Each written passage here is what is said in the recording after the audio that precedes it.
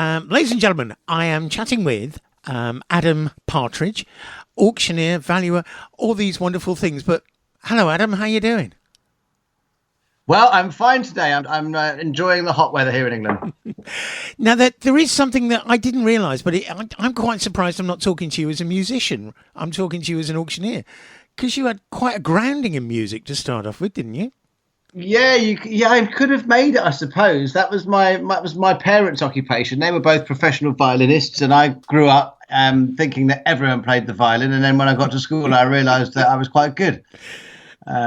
And so, yeah, all through childhood, music was what carried me through, I suppose. And they put me off a career in music because real music is dying, they said. Ah, never. Concerts, they were classical musicians. People didn't really go to concerts. They spent most of their time in recording studios. My dad was the violinist on Last of the Summer Wine. That's Really? probably where most people, yeah. Oh, my God. But I think he'd probably, and on the Beatles records and things like that, but he'd probably rather be remembered for his solo tours and things like that. So it's sad in a way. So I'm quite glad that I didn't go that route. And I was never really dedicated enough, Lee, to do all the practice that you need to do. Yeah, yeah.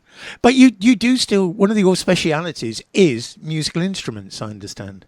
Yeah, it is indeed. Yeah, particularly violins, and that's as a result of that heritage and legacy that I knew about instruments as well. And most auction houses, I think, in fairness, don't know much about musical instruments. And you can find some gems out there. I sold a violin 8 years ago for £89,000. Wow.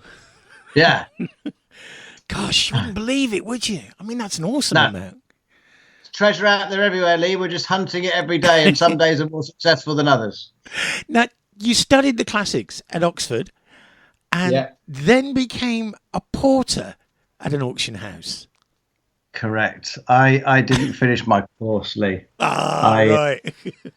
I left after a year. I was more interested in other distractions of a young lad at university. I'm sure you know what I'm referring to. Of course, yes. As in pubs and women. And, of course, the auction house in Oxford was also quite a draw. So after a year, I left to become a porter in an auction room, and my mother's only just got over it. Yeah, why don't you get a proper job? Now, what attracted you to antiques? I mean, it isn't one of those things that most kids would think, oh, I really like antiques. What got you involved? I always liked the idea of finding things that were worth more, I suppose. My granddad was into buying and selling violins as well. He used to go around auctions, so I got dragged round them as a kid a bit. And my grandmother on the other side, my Polish grandmother, who lived in Ealing in West London, well, down the bottom of her street was a crazy old French woman with a dog called Puffy. I don't know. This is the 70s, 80s, and you must understand. And she had an antique shop at the bottom of my grandmother's road. So I used to go in there, and I think she was probably quite friendly to me. And she was a crazy one. There was also a punk that worked there. I remember it was in the age of the punk rockers and all that, and he had a big Mohican. And it was just an interesting place to rummage around. So I used to go, and quite an enterprising kid. I used to bottle rainwater and sell it to people, and I used to raise money and then go and spend it all with this crazy French lady with the puffy dog. It sounds great. It sounds absolutely awesome. But I mean, the one other thing that I found out about you, which I thought was quite amazing, was you became an auctioneer on a cruise liner. I did as well. I did do that as well. I started my own auction house. So I went off to university, then I started working as a porter. Then after 2 or 3 years of that, I started an auction house when I was about 21, 22 in London. That's still going, although nothing to do with me anymore, called Chiswick Auctions. And then I had a period of uncertainty, I suppose, and I ran away effectively. Well, I saw a job advertised in the Evening Standard, and it said auctioneers required for Caribbean cruise liners. And so, of course, I phoned it up, and next minute, a couple of weeks later, I was out at sea selling art on cruise liners. And I better be careful what I say about that. That must have been the most amazing job, though.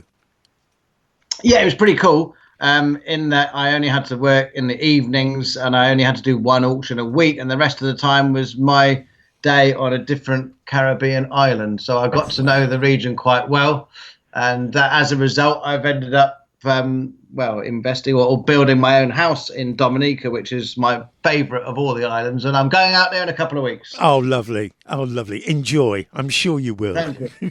Yeah. Now, from Chiswick auctions, when you came back, you then moved up to Cheshire? Yeah. Oh, exactly. Hey, you're doing. You're good on your research. Spot on. Oh, I try. How did that come about? I mean, so that's going north quite a bit, isn't it? Yeah, I'd never been north before. Bit of a southern boy. I don't think I've been north of Birmingham, really. Genuinely not. Or maybe on a university interview. So anyway, I came back and my contract had run out, and I had a girlfriend here in England, and I didn't know what to do. So what was I, about 23, 24, and I looked in the Antiques Trade Gazette where the adverts for the jobs are, and there was an appointment going for a valuer and auctioneer in Knutsford in Cheshire, which I didn't even know particularly where it was, but I applied for it, got it, and now I've been in Cheshire for 20 years. Now, you see, I find this quite interesting as well. When people talk about auctioneers, they talk about valuers, you think of some old bloke, I'm sorry to all the guys out there, I know, but you do think of some sort of old sage who knows all this stuff. I mean, 23, and yeah. You're not only doing auctions, but you're also doing valuations. Did you find it difficult to sort of be accepted? Absolutely spot on with that. Yeah, it's a good question, and you're right. For years, and in fact, baldness is the only thing I've got to be thankful for. Baldness. Because when I was a boyish young lad, people would see you turn up at the door, 23 years old, and they'd say, "Well, where's the valuer? What do you know about it? You're only Yes. about as punch." So it's been, TV's given me some credibility as well, thankfully. But yeah, when I was young and young looking, people didn't really take you seriously, or it was quite hard to get them to take you seriously. And also, you're right, is that I'm not cut from the typical mode of tweed wearing, bow ties, waistcoats, silly, colourful spectacles, bright pink trousers. I don't do any of that. No. I don't do personality clothing, which is often a hallmark of the typical antiques expert. Now, you mentioned TV there. I mean, Flog It, which is the one I actually love watching that with Paul Martin. I think it's quite fun. Good. When you're on there, you get such an eclectic mix of stuff. I know you guys go out and you sort of rummage around before we see the show, but are you looking for particular things, or is it just something which, I like the look of that? Well, it's interesting because you don't get that much rummaging time. We do have a quick look in the queue. You rarely find things in the queue. Although was it in Windsor? Do you know about silver plate, Lee? Mm-hmm. What's the mark do you get on silver plate? What are the letters that you get? Oh, blimey. I can't remember. It's gone. That'll be EPNS. EPMS, that's it. Which is electroplated nickel silver. Yeah. All right. So there's this lady in Windsor, and I said, "What have you got in your bag?" And she said, "E-penis." No. I've got an editing facility in case your Malaga listeners find that offensive, but it turned out to be a piece of silver plate. But no, going back to the point, I suppose, is that I tend to go for the contributors who are, well, I was going to say crazy. The ones who are characters, the good characters with a good story. It doesn't have to be the most amazing object, but maybe you realise this as well. Some people are dead chatty one-on-one, but as soon as you put a camera on them, they seize up and they get all, shy and tongue-tied and that sort of thing. So I tended to go for the character and the object and not necessarily the value. Some places you couldn't be too fussy, really. You just took whatever came in. Some places were really quiet. I mean, we did one on the Isles of Scilly. Oh, blimey. Not to be called the Scilly Isles. They don't like you calling them the Scilly Isles. They're the Isles of Scilly. Uh-huh. And we went out there and they sort of took us all out. The helicopter got turned back in the fog. I remember it was so dramatic. And it must have been a huge undertaking to set up a valuation day on the Isles of Scilly. And about 40 people came. So it was... quite hard to make a show when normally you'd get maybe 600 to 1,000 people. And you have your little helpers. We have off-screen valuers on Flogget, who are the people who have to see all the general public. Knowledgeable valuers, just ugly. Yeah, not attractive like yourself. So they help you weed out the stuff as well. So some of it you can choose the things you want to film, or if it was a musical instrument, or an old lady that you can have a little laugh and a flirt with. Yeah. And sometimes it's just whatever's there, you got to do it, because you have to film 12, 13, 14 items in a day. Each one takes 20 minutes, half an hour. So, there's quite a lot to get done in that one day. And we make about 4 or 5 shows out of that one day's filming. Mm-hmm. Now, after you've done the valuation, you've done that bit, you then go off to auction, which I know obviously isn't on the same day. In fact, it probably isn't even in the same month. But you've done both sides of it, because I've seen you do the auctioneer bit as well. That's right. Is that added pressure because you know the programme when you're stood up there on the rostrum?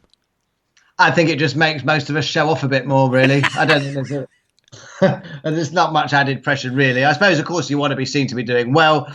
But, if things have been overvalued by someone else, it's not your fault.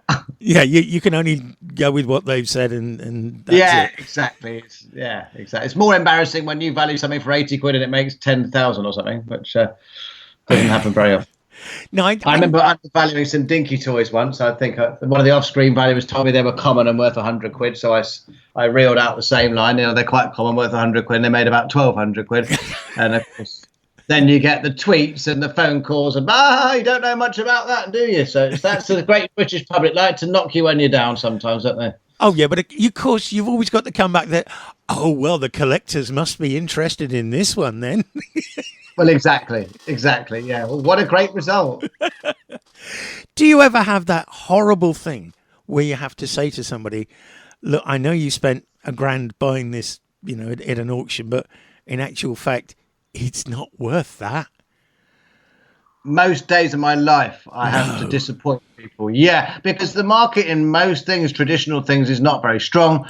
And so most people already think it's worth more than it is when they bring it into you or when you go to see them. So most of the time, it is the gentle art of letting people down without upsetting them. Although, on the other hand, it can be quite satisfying to educate an avaricious pensioner. Yes. No, it's most people think their stuff's worth more than it is, and there are things that were bought. I saw one today, bought for £3,000 at an antiques fair 20 years ago, and worth about 300 now. So it's quite a sad state of affairs in the traditional furniture department, certainly. Yeah. Now you've now got 4 locations, I think. Yeah, soon to be a 5th. Yes. Wow. Oh, well done. Well done. Yeah, we've been going 11 years on our own, and we've kind of taken over the Northwest, and we get jobs all over now. I go to London every month and take stuff from London, and even been to the Orkney Islands. So we'll go anywhere. We'll have to get you out here. So they do a valuation day. Now, that'd be fun, wouldn't it? Yeah, I'm up for it. Now, you've also got a very, very skilled team around you. And when you look at your website, it looks as though, the team are as important as anybody else. You're all sort of one big package. Is that the way you like to run it? Yeah, I mean, I'm very much involved with the day-to-day running of it. I still do most of the home visits and or most of the auctioneering, but I really need that good support team, so that when I find the goods and send them in, they do the research, the cataloguing, the photography, the marketing and all that, leaving me free to go out and find it and sell it, which is the things that I want to do and the things I'm best at. Okay. Couple of things I must ask you. One is, what happens when you knock on somebody's door and they open it and go, oh my God, it's you? Do you get that a lot? Yeah, a little bit. Yeah, I mean, I didn't expect you to come yourself. And I don't anyway think I'm recognisable particularly. I fit in that vaguely recognisable category. So I'll get the now. Where do I know you from? That's the main question I get asked. Well, I don't know. But where do I know you from? Did you go to school with my sister? Did you go to? Do you work at the Asda? Oh, yeah, yeah. And then they'll say, oh, no, it's from Antiques TV because I'm a Z-lister. And eventually say, oh, do you watch auction programs? Oh, yes, I do. Well, I'm an auctioneer. Oh, that's you. Oh, brilliant. And then they get all excited that they've met someone who's bangs a hammer for a living. No, it's nice. It's an important thing to do. Okay. Well, it can be. It can be very satisfying when you get a huge prize for someone that really needs the money. That's the best bit of it, really. Yeah. I can imagine that. That's one thing I was going to say to you. When you do get that item, and you can see it going, and online it's going, and in the room it's going, and on the phones it's going, that must be quite an adrenaline rush for you. Yes, still is now. Although I suppose I got a bit spoilt because we've had so many big results that it has to be over. I don't know, over about 30 or 40,000 to get that excited these days. It sounds really ungrateful. You know, in the old days, if something made £1,000 or 800 quid, we're like, oh wow, that was exciting, wasn't it? And now, you know, we had a Jewish manuscript a few years ago made £210,000. We've had, you know, the violin I told you about. We've had a Chinese vase 9 months ago that was all broken and damaged and everything. It was used as a stick stand outside a lady's house. Oh, God. And it made 94,000 quid, and that helped pay for her dementia care. So that was a really nice one. Oh, brilliant. But yeah, sometimes, you know, if it is something making 1,000 or something, it's when we sell 2,500, 3,000 lots a month. We did 30,000 lots last year. So the adrenaline rush is on a very tiny percentage of those. Okay. One more thing, which I'm going to ask you about. When we were talking about doing this interview, I mentioned Radio Winchcombe as one of the stations that carry this show. I couldn't believe it. Did you really play cricket for Winchcombe? Yeah, I really do. In fact, if you give me an hour, I'll go and find me Sunday second 11 player of the season, circa 1991 or so, 1990, 1991. Yeah, my parents moved from London to Hales, which is a little hamlet about 2 miles outside Winchcombe, between Winchcombe and Toddington, if you know the area. I know it well. Well, do you know Hales Abbey? Yes, I do. It's a ruins of a Cistercian monastery, and Hales has a church and a fruit farm and an abbey and a couple of houses, and we lived in one of those houses when I was about 15, 16. They moved there, and so I was there for my late teenage years, and I did indeed play quite a lot of cricket for Winchcombe Cricket Club. And I know quite a lot of people in Winchcombe. I know Pritchard Antiques, they're still there going strong. Debbie and Keith on the high street with all their lovely oak furniture.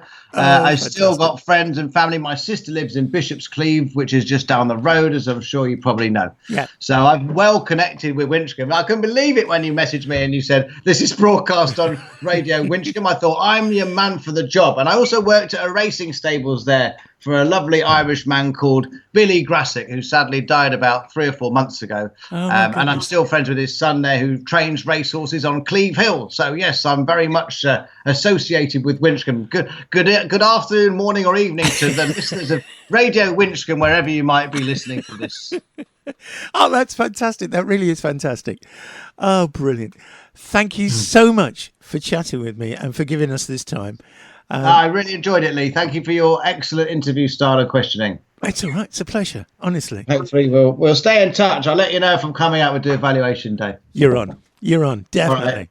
Adam Partridge, thank you so much. Cheers, Lee. See you. Thanks a lot. Bye-bye now.